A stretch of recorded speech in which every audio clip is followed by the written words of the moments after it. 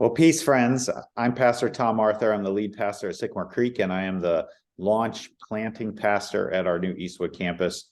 And you're watching this, I think, because you're starting a nonprofit or you're interested in starting a for-profit. You're an entrepreneurial person in some way or another.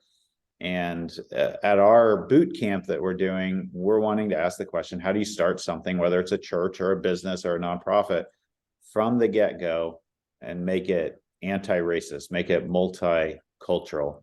Here at Sycamore Creek, we've been working with a group called CORE, Communities Organizing for Racial Equity, for many years now. And I'm going to pass it off to our CORE consultants and coaches, Hannah and Victoria. So Hannah and Victoria, it's all yours. Thank you, Tom. Greetings, friends. We are really excited about this work that we're doing, and the excitement comes from the fact that there could be more soldiers on the field to fight this sin of racism, because it's a huge job. And the more people who are really conscious of the actual work that goes into this, I believe that we'll start to see some of the results that we're all looking forward to seeing. My name is Victoria Gibbs, and I was introduced to an analysis on understanding racism back in 1999. I had been a part of a predominantly white, a white denomination, and I had never heard the conversation around racism that I was exposed to as I went to this workshop. This helped me to frame my experience over the last 20, 30 years with regard to understanding who I was and understanding the denomination that I was a part of. So we rehearsed this analysis and began to do workshops. And these workshops were held 2 to 3 times a year. And people from several different organizations would come and participate in the workshop. And we finally came to the realization that this is something that we could do on an ongoing basis and participate in the work that people were doing in their institutions. So teams were formed, and CORE began to be a real good resource for bringing in information about racism and training organizations in combating the sin of racism. So the organization has been coaching, which I've been the lead coach for about 10 years, and we have been offering workshops and small group discussions around different books that open up the lens more, and really looking forward to watching the work that's going to continue in Lansing, because it's been since 2009 that our Lansing arm has come to join us, and we've seen some really good stories develop with regard to how people are making transformative changes in their own journey and in the institutions that they represent.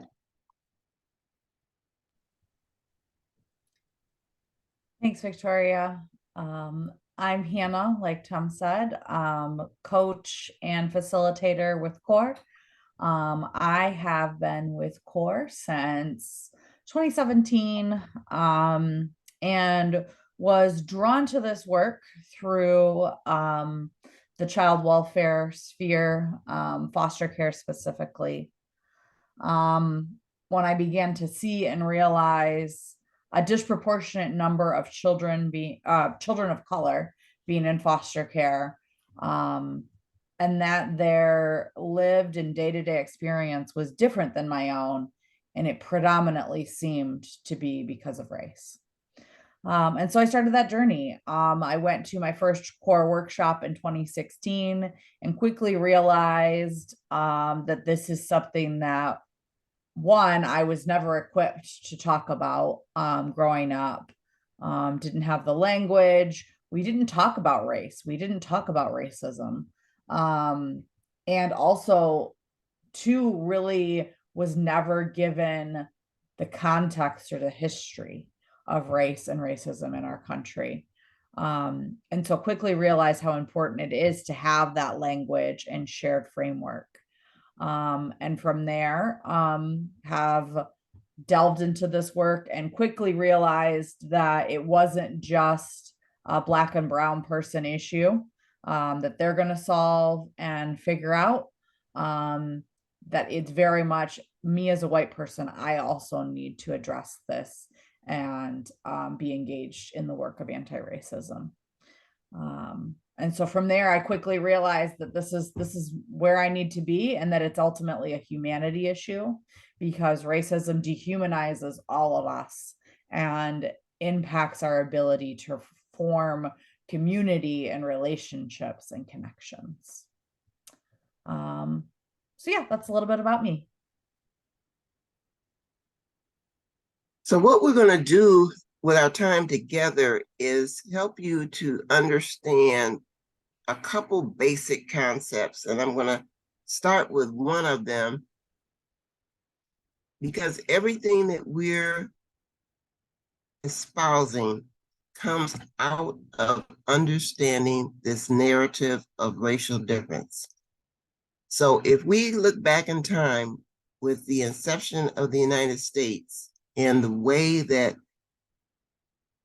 white folk came and started the country with the labor of African Americans and on the land of Native Americans, we can take note of the fact that there was a narrative of racial difference that was the undercurrent for this project, I'll put it that way, this project called America. And this narrative of racial difference is the false belief that Black people are inherently inferior. And this has continued to haunt the United States.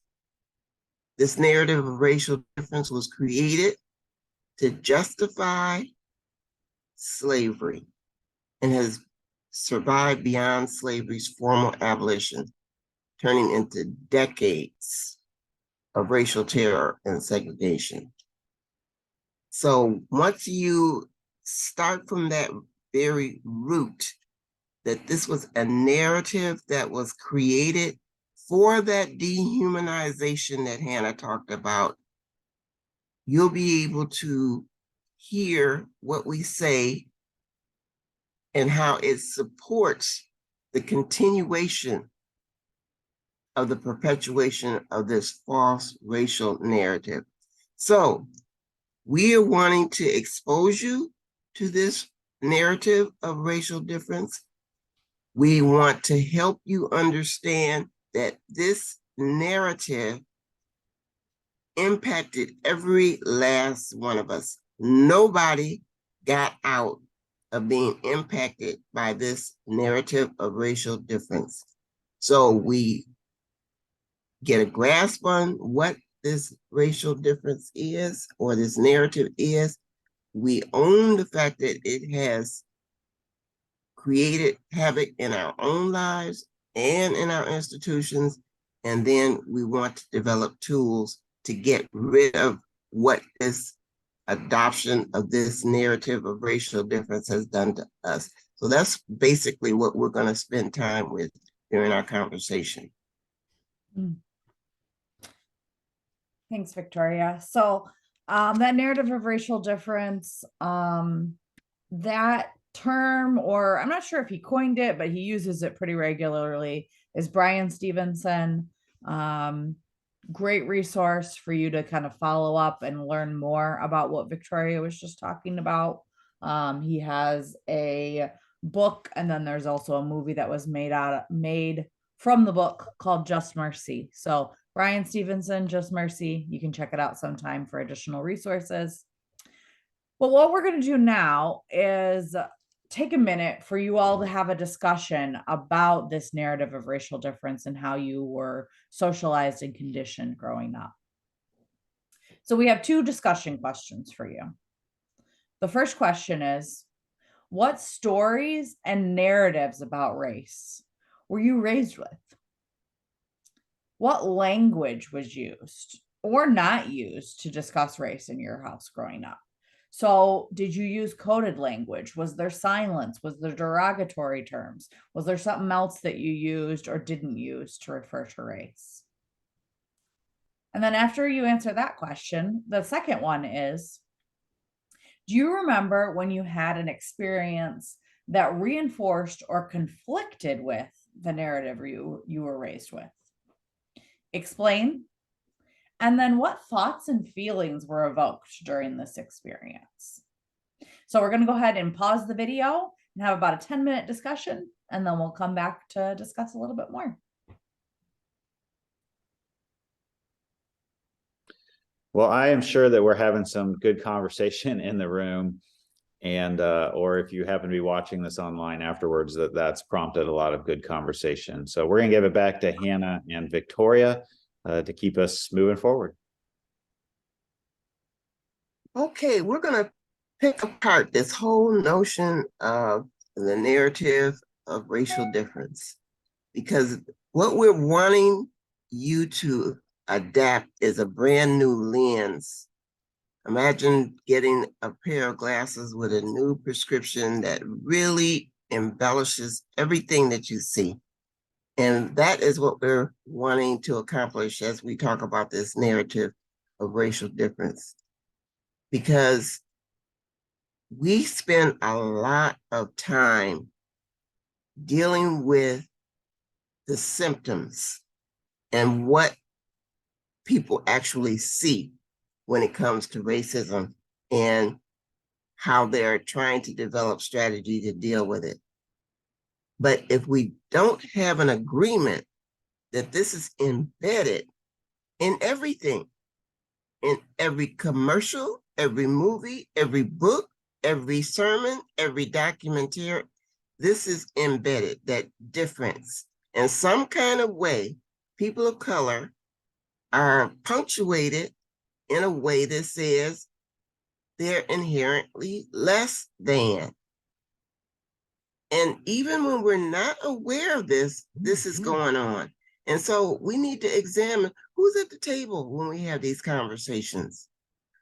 Who is wanting to find out this information? Are people coming to the table because they want to cultivate a savior mentality and to help people who they have always seen in some kind of subliminal way as less than? Are these people who are coming for the sake of understanding that getting involved in this work could be the most transformational work that they've ever been a part of?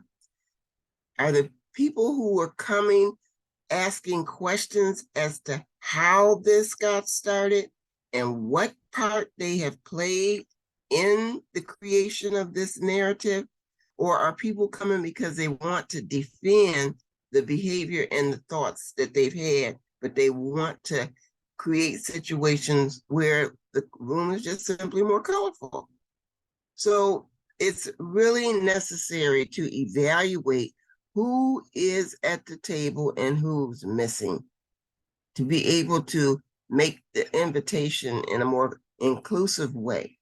And in that regard, realizing that just because the table has been made inclusive doesn't mean that everybody has the same experiences, because we have all been developed in different ways that cause this whole narrative of racial difference to be enacted in our different environments.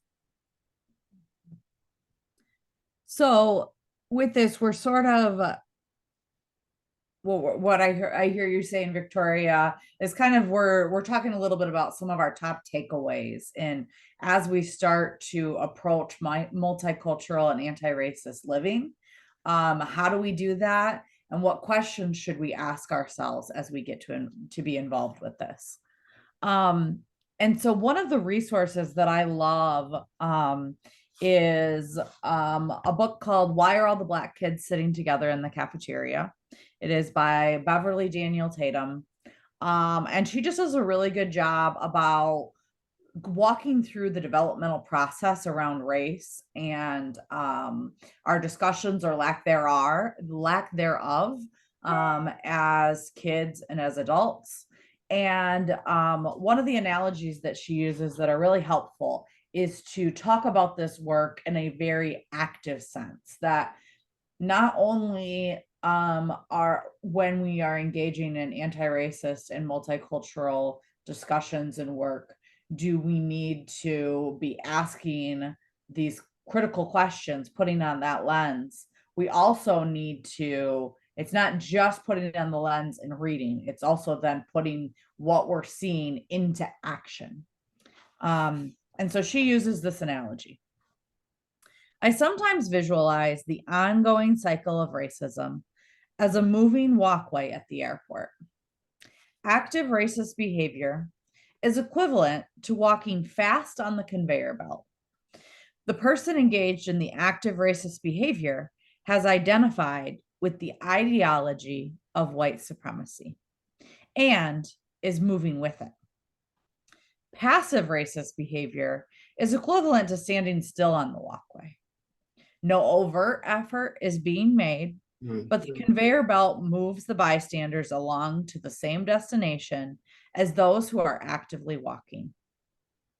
Some of the bystanders may feel the motion of the conveyor belt, see the active racists ahead of them, and choose to turn around, unwilling to go to the same destination as those people. But unless they are actively walking in the opposite direction at a speed faster than the conveyor belt, unless they are actively anti-racist, they will find themselves carried along with the others to the same destination.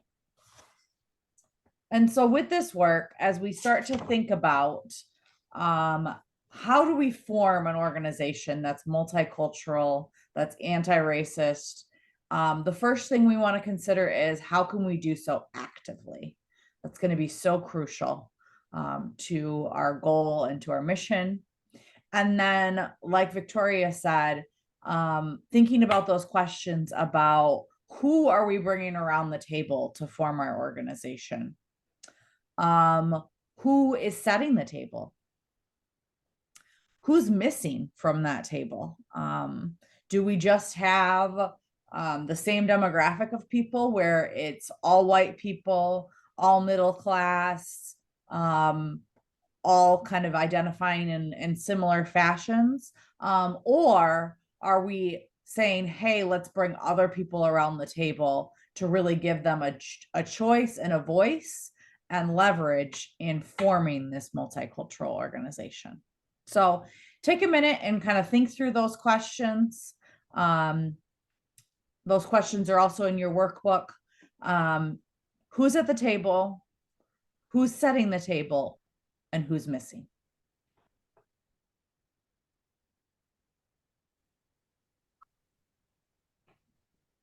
This question of who's sitting at the table as we start something new is so important. It's so important. And I'm sure that we're having a really interesting conversation, challenging conversation. Even if you're the sole entrepreneur, how do you invite some other voices around the table with what you're doing? So we're going to talk now about some top takeaways of beginning a new organization, a new church, a new team, a new nonprofit, a new for-profit. So I'm going to hand it back to Hannah and Victoria. What I've noticed over the years is that one of the biggest struggles is realizing that I am the one who will be transformed more than anybody else, and that I need to look at what this narrative of racial difference has done in my mind and my psyche. And what I found is really interesting is that even though it is something we're trying to incorporate, when I say something that we're trying to incorporate with different people, we're trying to have a variety of ethnics sitting at the table. But even though we have this variety and this inclusion, this is just the beginning. This is just getting started, because we're going to turn our focus as soon as possible to what is going on with me. So we have set the table. We have inclusion on our mind as we bring people to the table. However, the focus is on what has happened to me as a result of living in a society that was conducted by a white supremacy ideology.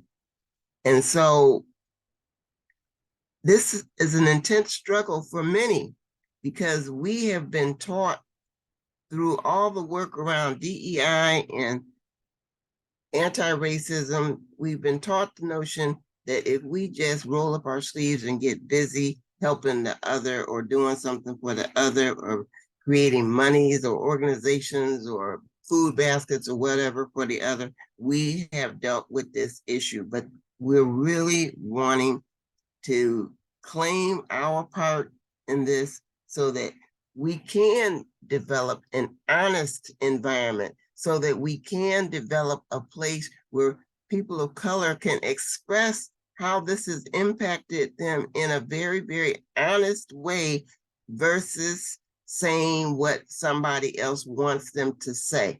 And so this whole idea of everybody looking at how racism has impacted them and then being willing to speak their truth is a very important takeaway that we want you to leave here with, that this is going to be a very deep, personal, transformative work so that everybody can work more cohesively in their planning, in their strategy, in their being in the world in a very different way. And you want to say more to how to start this? Yeah, I think essentially what you're getting at is just because there are people of color or people of various perspectives around the table that we're now setting, it doesn't mean that we've arrived. It's important to bring them around the table. It's also super important that we're listening and being accountable. That word accountability is so crucial in this work, that it's not just tokenism of, oh, we have 2 Black board members and a member of the LGBTQ community on our board. So therefore we can check those boxes. We're diverse and we're good to go.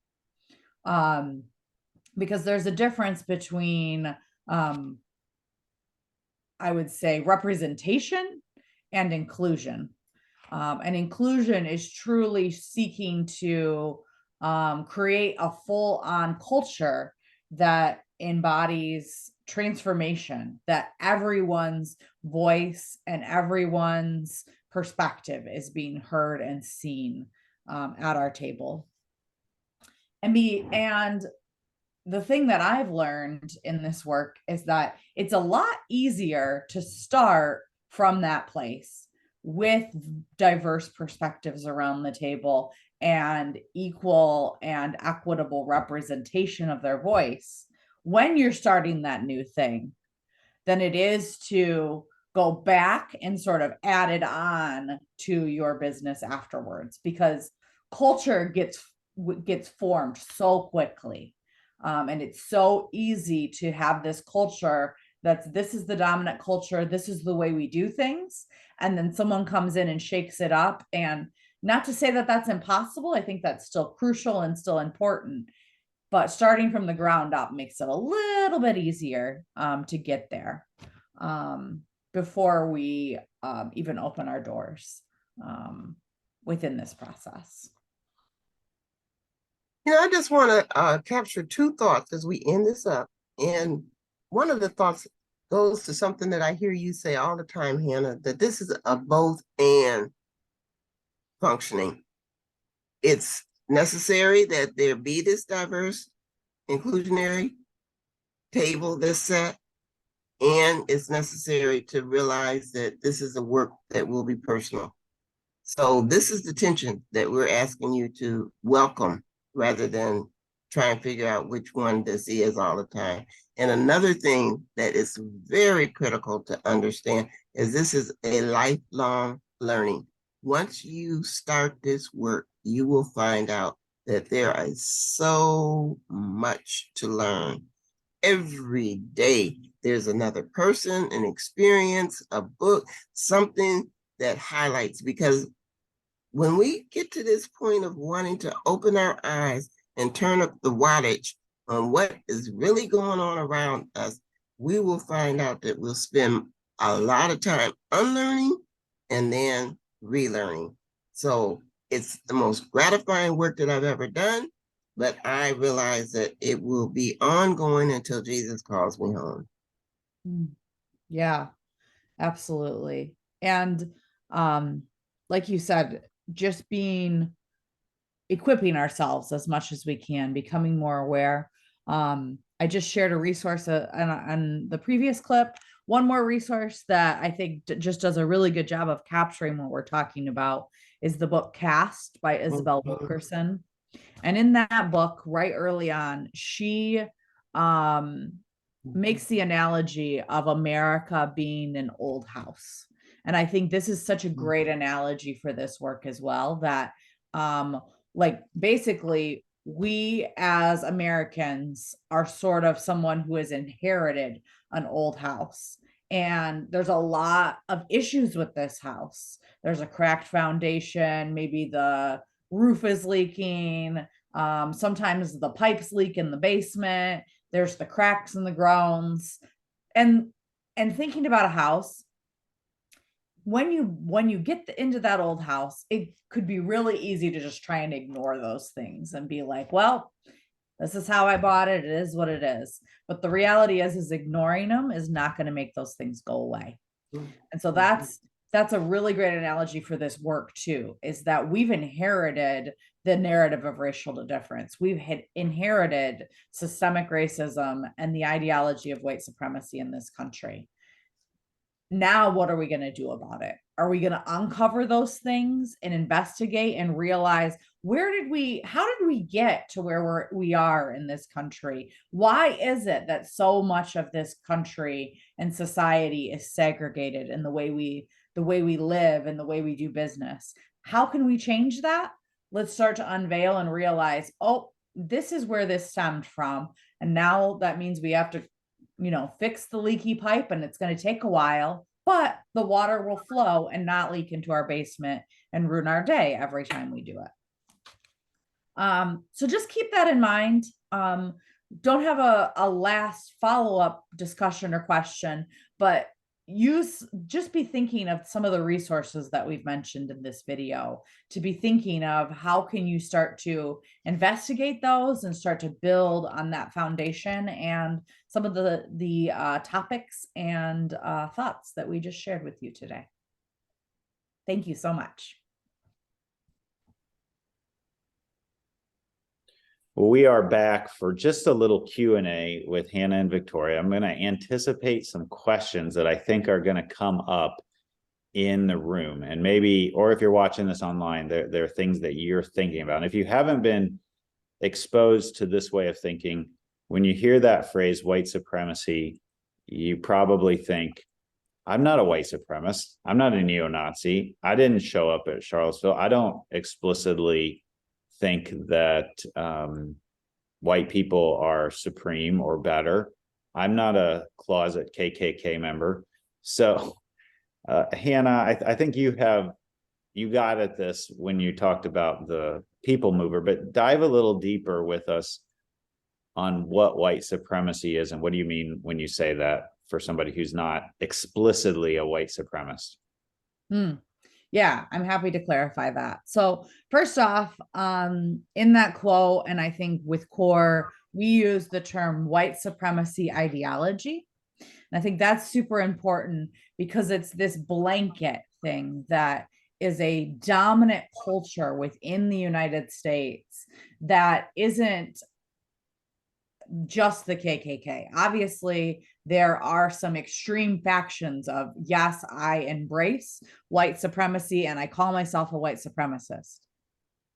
But beyond that, we're talking about a dominant culture, a way of being that defaults white as the normal, as the default body, as the normal way of doing and being and going about living in society. And so, for example, when you hear someone talking about a stranger, you might say, yeah, I saw this stranger in the grocery store, this random person, and they were doing blah, blah, blah, blah. If their race is not identified or their gender is not identified or anything else about them, most of the time, the default body or the default being that people imagine is a white male. Think about that versus, oh, this Black man in the grocery store or this little Asian lady. We automatically feel like we need to clarify that it's not the default, that it's someone else, when a lot of times it doesn't even necessarily, race doesn't even pertain to what we're talking about. But because the default is whiteness, anything outside of that, we automatically clarify or add counters to how we see things. And then also the way we do things.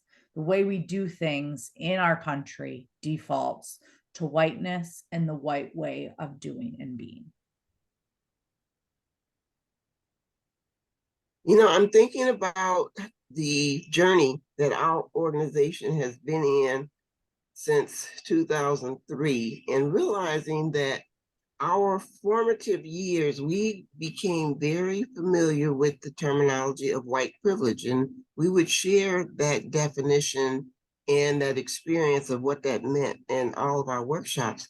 But the more we grew and learned, the more we realized that the white privilege was a symptom of this white supremacist ideology. And let's go back to how we got started here today. We started with this whole idea of the narrative of racial difference. So what happened was this narrative concretized the whole idea of white supremacy ideology. And we all experience that in varying degrees.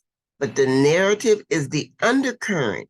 That is what is up underneath the laws, the people, the statements, all this white supremacy ideology in extreme ways with the KKK and the skinheads and the different organizations that blatantly say that they're white supremacists, and those examples that Hannah just mentioned, which are not even noticed in the course of a day. How do we even refer to people? Do we call them out by their ethnicity?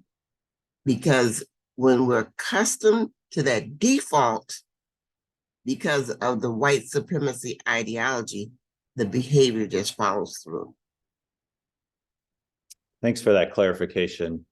One other question I anticipate will come up in the room is this, something along the lines of, I'm an individual, I'm starting a business as an individual, I'm a white individual, or I'm a predominantly white church like Sycamore Creek or predominantly white nonprofit. How do we build relationships, or how do we diversify if you're just an individual white person trying to start a business, or you're already a predominantly white institution trying to make a change? I'm so glad you asked that question, because this is a journey to begin wherever you're at, because there is so much information out there with regard to the state of affairs in this here United States of America. There's so much information. And right now, in 2023, when I reflect on all the books and movies and documentaries that are going on, you could go into a full-time job just learning what is available to learn about who I am and how I got here. And that's the beginning. Because until we really figure out our own individual place in this soup that we find ourselves in, it's even hard to have a conversation with a group of people. And once you feel pretty certain about your own testimony, your own conversation, your own experience, your own willingness to own how ignorant you may have been coming into this. Once you're willing to start verbalizing it, then start looking for a person that you can put words on openly, honestly, from your gut, because that is a big part of this journey, owning the facts, the reality individually, and then learning how to express them, and then learning how to get past the harm that they've done in the collective. And I'll just add, as a white person, it's really, really important to also surround yourself with other white people in this work that are also asking themselves the same questions, delving into the same resources, putting on that lens, learning from that perspective, because that also lends to accountability. That I know I have people in my life I can go to that when I say, this just happened, and I'm not sure if it was about race or not, or I feel like there's some racism going on, or someone's being left out of the equation, I know that they are going to be able to sit with my questions, sit with my thoughts, and challenge me in a good way to say, I think you're right. And I think you need to seek out people of color in your life to be accountable to, or nope, we're not going to bring people of color into this mess. This is our mess as white people, and we need to sort through this right now ourselves. And so even though it's important to begin with that multiculturalism, it's so crucial. If you find yourself in a place where you are a predominantly white space, there is still work for you to do. There's still lots of things that you can do to delve into this. The one word we want you to take away as you leave here is, where is my courage? Because when we're alone by ourselves, faced with these types of problems, it's easy to say, I'm very courageous. But it's not until we really start looking at the many, many evil facts that have been put into this soup, and then being able to own them out loud with others, we find out how courageous we really are. Well, thank you, Hannah and Victoria, and we really appreciate it. If you want to connect more with what CORE is about, you can visit their website, corenow.org. That's CORENOW.org. You can also look up the Lansing Community Organizing for Racial Equity group on Facebook. Thank you for joining us today. And till we see you again, be curious, be creative, be compassionate. Peace.